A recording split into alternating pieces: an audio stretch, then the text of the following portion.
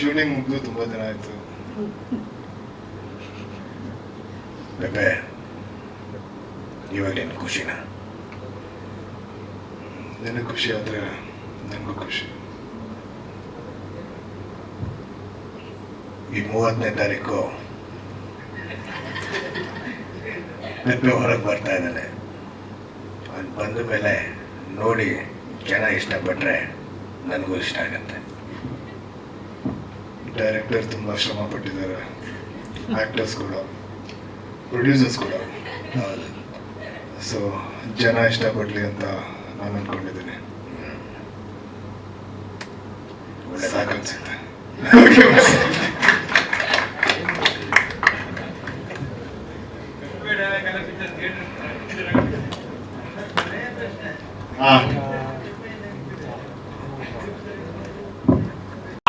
ಆ ಇನ್ಸಿಡೆಂಟ್ ಆದಾಗ ಅವ್ರು ಹೇಗೆ ಫೀಲ್ ಮಾಡಿದ್ರು, ಆ ಫೀಲಿಂಗ್ ನಮ್ಮ ಸಿನಿಮಾದಲ್ಲಿ ಖಂಡಿತ ಎದ್ದು ಕಾಣುತ್ತೆ ಅಂತ ನಾನು ಅನ್ಕೊಂಡಿದ್ದೀನಿ.